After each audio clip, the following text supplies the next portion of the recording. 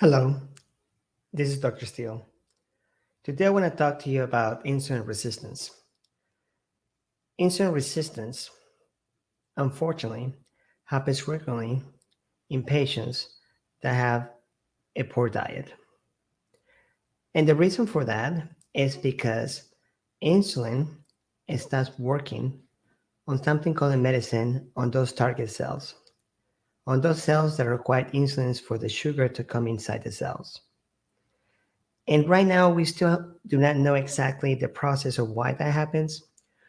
We have an idea of several ideas because at the end, insulin resistance is something called polygenic, like different genes are involved in the resistance. I have mentioned in my videos in the past that as we get older, we start losing certain proteins, meaning structural things, certain internal juices.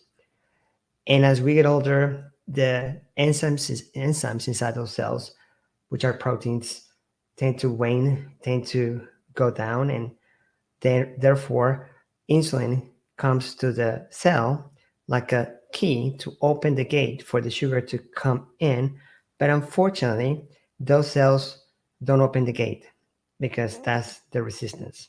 Because something's happening not only within the cell, but also outside the cell. And that's insulin resistance. But now understand this.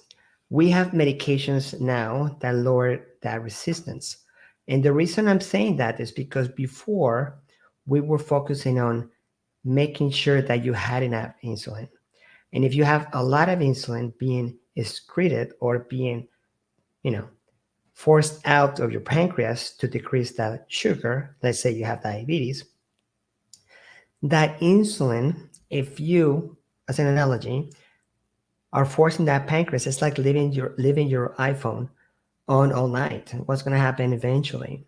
The battery of that iPhone is going to run out. So if we, as before we started getting better tools, better medications, not to reduce the resistance, not necessarily to increase insulin production in your pancreas,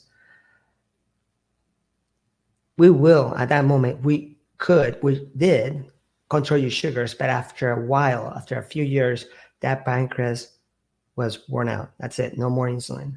And a lot of our patients ended up using insulin because that pancreas didn't produce any more insulin.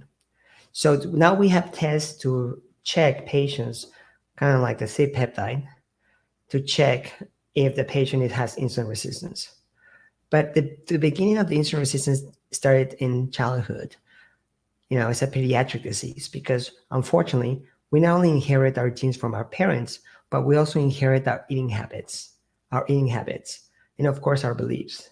So in our diet, unfortunately, especially the Hispanic diet, we have a lot of ingredients like meat, cheese, and sweets that we overindulge in, and that creates the increased production of insulin, and the target cells tend to reduce something in medicine, downregulate the receptors because they're being overstimulated. Fancy word to say, those cells become resistant. They don't want to take that much insulin anymore because they're being overstimulated.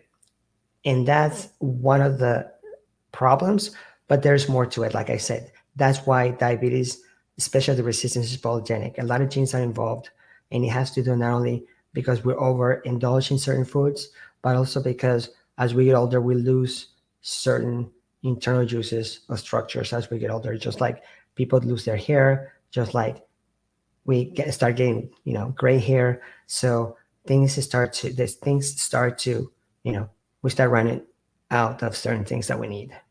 So it's important to realize that we need to teach our children to have better eating habits, not to eat so much fake food. They need to eat more real food. What I mean by that fake food, as you heard me before, is that we don't want to eat things that don't come from the ground or per se, or don't come from a tree. In other words, you never seen a Twinkie tree, right? A Twinkie tree.